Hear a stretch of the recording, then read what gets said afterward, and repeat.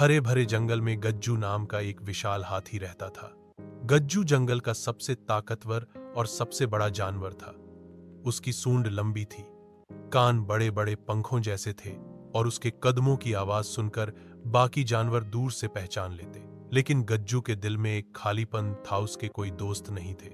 गज्जू दिन भर नदी के किनारे जाता, पानी पीता और पेड़ों से फल तोड़ता।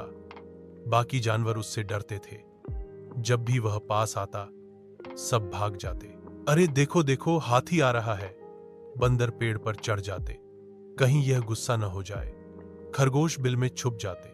गज्जू उदास होकर कहता, मैं किसी को नुकसान नहीं पहुंचाना चाहता, बस एक दोस्त चाहिए। इसी जंगल में मिट्ठू नाम का एक चंचल तोता भी रहता था। मिट्ठू बेहद बातूनी और मजेदार था। वह हर सुबह गाना गाता, चहक चहक गुनगुन, आओ दोस्तों खेलें हम।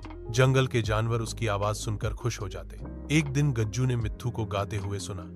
उसने मुस्कुराते हुए कहा, वाह क्या प्यारा गाना है, तुम मेरा दोस्त बनोगे।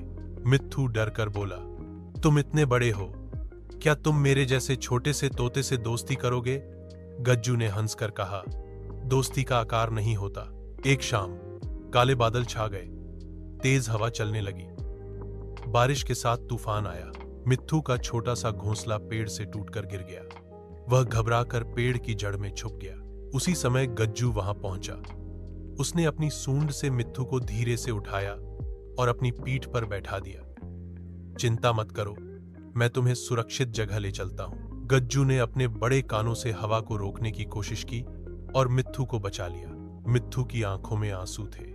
तुम कितने अच्छे हो गज्जू, अब मैं तुम्हारा सबसे अच्छा दोस्त हूं। अगले दिन मिट्ठू ने सभी जानवरों को बुलाया।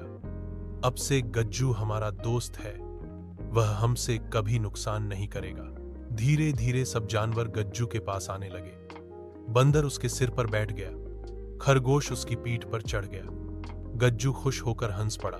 उस दिन मिट्ठू और गज्जू ने जंगल में दोस्ती का जश्न मनाया। मिट्ठू गाने गा रहा था और गज्जू तालियां बजा रहा था। अरे वाह, दोस्ती कितनी प्यारी होती है, सभी जानवर चिल्लाए।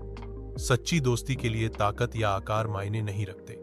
प्यार, मदद और भरोसा ही असली दोस्ती की पहचान है।